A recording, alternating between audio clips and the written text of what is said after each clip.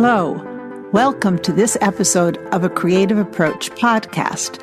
I'm your host, Karen Poirier-Brody. I'm excited today to have as my guest Forrest Eaglespeaker of the band The North Sound. It was a delight to speak with him and find out about his storytelling in music and the poetry of his lyrics. I just got back from Canada where I saw friends and relatives and overate excellent food. I reminisced with folk and discovered new things, like the Canadian Museum for Human Rights in Winnipeg. The museum is a beautiful tourist spot with an impressive glass tower where you can experience panoramic views of the lovely city of Winnipeg. The building was not just created as a tourist attraction, but serves to increase understanding and awareness of human rights, promote respect for others, and encourage reflection, dialogue, and action. The art is impressive, and I could have spent many more hours there than I did. Canada is celebrating its 150th anniversary this year. Visits to national parks are free. It was snowy on and off in the parks of Banff and Jasper, but fun to visit there. There are excellent hot pools in Banff to enjoy. In Jasper, my niece and nephew and I enjoyed the Dark Sky Festival. We had a clear view of the Milky Way one night, and during an afternoon, we enjoyed the filtered telescopes set up on the Center Greenway in Jasper. There we were able to view the surface of the sun safely. The science lectures in the barely warmed tent at night were fascinating and entertaining. We dressed warmly, though, as did everyone, and it was an adventure. It wasn't my first festival, so I was prepared. I hope the organizers will add another heated air blower in the future, though, as this year it was cold. So, in this year, I've visited the 4 western provinces of British Columbia, Alberta, Saskatchewan, and Manitoba. Manitoba is my birthplace, and my niece was very patient with the afternoon we spent exploring my small hometown of Selkirk, and she patiently endured my stories. Now I'm back with new stories, including today's podcast. Show notes from today's episode, where you can learn more about my guest, Forrest, are available on the webpage, acreativeapproachpodcast.com. You'll find links to our past shows and the show notes for those episodes there also. Please feel free to share your thoughts and comments with me at our Facebook group. Hello, welcome to A Creative Approach podcast. My guest today is Forrest Eaglespeaker, and he is a musician, a Canadian musician who's had a hit song on the Aboriginal music charts in Canada. And I'm going to let him tell us more about himself in just a second, but welcome, Forrest. Hi, thanks for having me, Karen. Very happy to have you here today. And as I said, you're a musician, and I was wondering if you could tell us a little bit about what it is you do. Yeah, so I make a lot of noise, melodic, and hopefully it sounds good. But yeah, so I've been playing guitar and singing in my band, The North Sound, for the last 2.5 years. It shifts from being a band to a solo project. It's kind of the benefit of being the chief and CEO of what I do is that I can kind of make it whatever it is. And so yeah, I play some music, and we had a song, like you mentioned, on the Indigenous music charts, hit #1. The song was called Sunshine, off of our debut album, The Valley, released January 7th of this year. And yeah, it's been going pretty good. Released another EP since then entitled SKAB. And so yeah, kind of just hanging out with those 2 albums out in the universe and kind of seeing what comes next. And your song is still, it's not #1 anymore, but it's still up there in the charts, isn't it? I think so. I don't know. Last I checked, it was. and that was something new to me because, I live here in the United States now. I am originally from Canada. And I don't think we have an Aboriginal music station here in the U.S. Actually, there is I don't know a station. It's music. What was that? There's music charts, right? But yeah, you said actually there is? Well, there is. Yeah, there is. We did an interview with a great program. It's kind of based in Alaska and LA. It's called Earth Songs. Okay. And they ran a feature on us, and they feature a lot of really fantastic Indigenous musicians. But it's all very modern. It's forward because there's this humongous underground scene of musicians who just happen to be Indigenous making a ton of amazing music. But musicians out there that happen to be Indigenous, that, it can be a struggle sometimes to get their music and our music to the forefront. So that's why things like the Indigenous music charts and Earth songs are fantastic, because that's their goal, is to bring these underground Indigenous musicians to the forefront. I think that's great. And I was happy to learn of that when I visited Canada recently. And especially, this is Canada's 150th anniversary. So I've made a couple of trips. Right, also right. because so many of my family and friends are there. But as far as your music, how would you characterize it mostly? I think it's sort of got some folk and, something melodic and folk-like, but it's still very contemporary. Yeah, I really try and write without a genre in mind. So it's very hard for me to... That's probably the hardest question you could have asked me, Karen. Oh, dear. The safest go-to for me is to consider it alternative folk rock. But even with that, it's kind of hard because I don't listen to any folk music, really. Like, I'm not an avid listener of folk. So, I mean, my music kind of just comes out the way that it is. So I guess, but the most general way to put it would be alternative folk rock, I guess. But it's basically stories that come to you from your life experience, like a lot of writers, right? Absolutely. That's the biggest part of my music, is that for me, it's storytelling. And that's part of my identity as an Indigenous musician. Or just as an Indigenous person in general. It adds to my identity. Absolutely. Yeah. And, I think, well, of course, this being that anniversary, I mean, one of the things many people asked me was about getting, how I felt about Métis heritage when I was visiting Canada. And I suppose I really hadn't, I think about it now and then, but it certainly made me think a lot. And I've been running over to the Canada site to read a little more about the Truth and Reconciliation information available there about what Canada's done, because I think that was a big issue here this year with the anniversary. Yeah, definitely. The thing about like the Canada 150 is it's a step in the right direction. But, in my opinion, we're still not there. But it is a step in the right direction. Absolutely. Yeah, of course. I mean, it's a process, right? Yeah, for sure. Okay. Well, I was wondering, so we know a little bit about your music. And so you play, you've done a recording. You do some live events. Oh, yeah. I try to play as much as I can, wherever, whenever, however. And so in your band, you said sometimes it's solo, sometimes it's a group, but right now, do you have a number of musicians that you play with? Are they all songwriters or just people who back up your songwriting?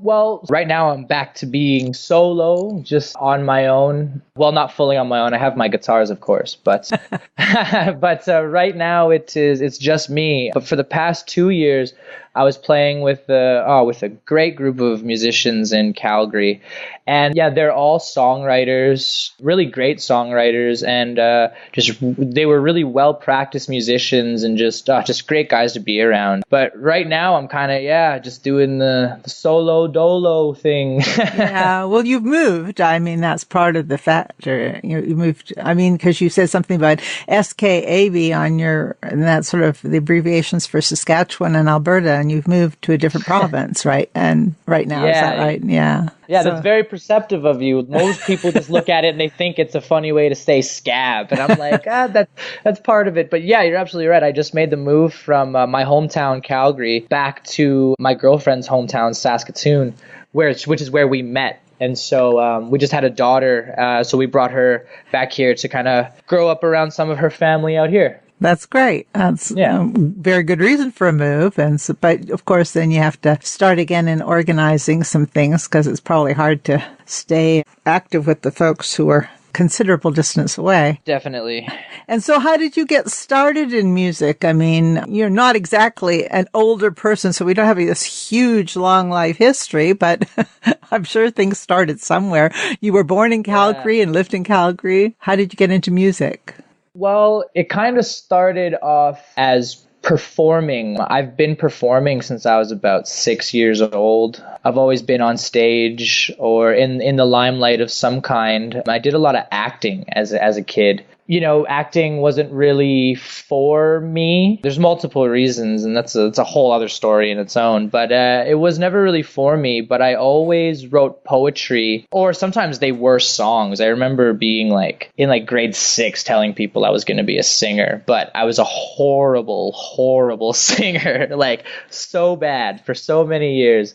So I was a drummer. I played drums in marching bands and military bands, and I did that for up until I was about 17 years old. And then in my high school, I had to take another class. They just wouldn't let me have a spare. So the only class available was a Guitar 30 class. But I'd never played guitar at all. So I got put in that class, and my teacher was really rad. She was kind of just like, well, you're not at the level of everyone else in the class, so why don't you just go into your own little room with the guitar and explore it. And that's exactly what I did. I got really familiar with the guitar, and then it became a way for me to give life and rhythm to my poetry, And because I was a drummer, music to me was always about the rhythm, about the heartbeat, right? It was never really about the words as much or about the melody. I always felt the rhythm. And then if I could get into the rhythm, then the words and the melody started making sense to me. And so that combination of being a drummer and then just being able to spend all this alone time with the guitar,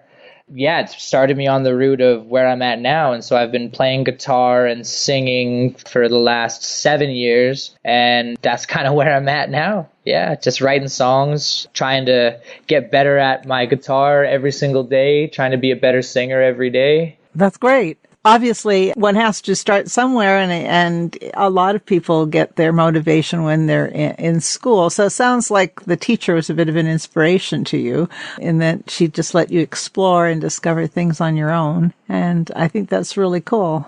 It could go either way, right? It could be it could be that she was trying to inspire, but it also could have been just I got all these other kids to deal with. Well, I guess it depends how you interpret that. Yeah, I'm going to take it the way that you said it. All right. That's nice. And so as far as your roots, I think maybe because we started talking a little bit about Indigenous people and things like that. I mean, I wanted to know if that was a major influence in your music making. That's a complex question. That's a yes and a no. Okay. I really struggled in my early life with my identity as an Indigenous person. I really struggled with it for a long time, just because I guess I kind of have what's called nowadays as a half-breed syndrome. It's kind of like I was never native enough for the native kids, but I wasn't white enough for the white kids. So I know exactly what you're saying. Yeah. A lot of people nowadays sort of can relate to that, and that's exactly what happened to me. So I fell in love with hip-hop. That was my culture, was hip-hop at a very young age. I loved hip-hop, and it is a culture in itself. And then, through hip-hop, I discovered the art of storytelling, right? Because early, like hip-hop, to its truest form, is essentially storytelling. They're just sharing their realities. And so that was really a huge influence for me early on. But then that tied directly into my identity as an Indigenous person, because for Indigenous people, storytelling, that's our lessons, right? That's our teachings. They all come from stories. And so through hip hop and then through my struggles with identity, I come to the point where music kind of tied them together. And then I realized that part of my identity is my music, because that is a traditional aspect of who I am, is I'm a storyteller. Yeah, I think, that's one thing, of course, in having a podcast. And then I'm a scrapbooker, which is a lot of, storytelling. So storytelling is really important to me too. And I like that. I think that's the best music, tells us stories and captures something of our shared experiences through understanding other people's stories. That's cool. I agree. One of the things we talk about here on a Creative Approach podcast is just general thoughts about creativity and what it means to you and what you think it means in general. And I was wondering what thoughts you might have on that. Oh, wow. That's a very broad question. It is, but I want to know what it means to you. Well, creativity for me is, it's the driving force, I suppose, that keeps me interested, it keeps me engaged on a daily basis, because everything for me is more than it appears. Like creativity kind of comes through me, and it allows me to see things in a more entertaining way, I suppose. And so that if I'm always looking at the world in a way where, a chair isn't just a chair, it creates endless possibilities. It keeps imagination alive. And, everything in life is so, especially right now, it just seems like everything is in such a crisis, either environmentally or politically or whatever. And so creativity for me is a way to flush all that out. It's a way to keep myself grounded and rooted in the positive things in life, or the real side of life for me, I guess. And it keeps me always growing. I think that's a very good point, is that creativity can be the source of how we grow and how we grapple with some of these problems. I mean, I think sustainability is something that has been an issue for me for some time, and I'm trying to find ways to talk about it, explore that. Right. And creativity can be great for those sorts of things. Like my first album, The Valley, it was a very strange time in my life. I had just recently lost my grandmother and my stepdad from 4 years old. I had just recently lost both of them, and I was dealing with some of my own demons as well. That was kind of the point where creativity pulled me through a very, very dark time in my life, because when I wrote The Valley, I didn't have any of the lessons yet. I had them in my head, but they didn't make sense to me yet, And so when I wrote my album and I recorded it, and then I was holding my CD in my hands and I listened to the songs, all 11 of the songs on the album taught me something, because then I was listening to myself. And I mean, I'm a very stubborn person, and I don't really take advice easily from other people, but I'm really good at listening to myself. And so when I can be creatively honest with myself and then scream it back at myself through a recording, then I have no choice but to go, now I get it. I was stubborn, or I was, whatever it was, I can realize it. And it's really hard to ignore that. So your voice and your art has been a way of sort of introspection, but absolutely, but not necessarily at the time you're actually producing it, which I think is rather interesting.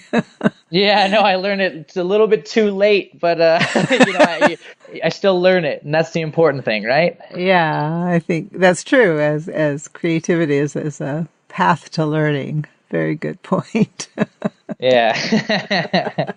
And so, and where do you see yourself going in you're a young man who's started this career and has had some success. So what do you see creatively for you? Well, at this point, I've only really got 3 goals in my life. And those 3 goals are, number 1, I want to make a living off of music. I don't really have any ambitions of fame or even tons and tons of riches. I don't really have ideas of that. It's more for me about if I can wake up every day, play in front of people and affect somebody, or just get it out of my system, then that's a success for me, and that's about as rich as I can get. The second for me is I want to create opportunity for my daughter. I really want her to be able to take advantage of life in different ways that I was never able to growing up. I want to provide all that to her. And third, I want to create opportunity for my people. Like I had mentioned before, there's this humongous scene of underground musicians that just happen to be Indigenous, and it's really difficult to get to the forefront.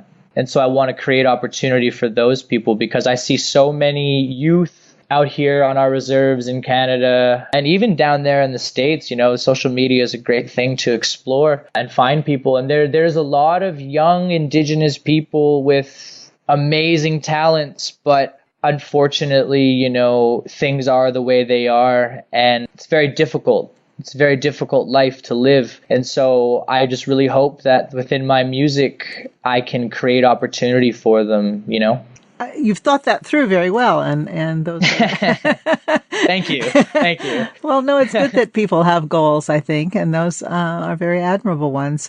Now, obviously, we've mentioned some of the things about what you do. So where are some of the places that people could find you? You talked about social media. I think you have a social media presence. Is that right? Yeah. So I mainly use Facebook and Instagram. You can find us at The North Sound on Facebook, and on Instagram we are the NRTHSND. There's a radio station in Edmonton that stole our name. Well, actually, we stole their name technically, but Since they were before you, I don't think you stole anything. Yeah, we kind of stole their name without knowing it. But so we're the NRTHSND. There's no vowels in North Sound, and then you can find our music on Bandcamp, and you can find us on Spotify, iTunes, Tidal, all the major music sources. And do you have a web page? We do have a website. Yeah, it's the same as our Instagram name. It's the North Sound without any vowels in North Sound.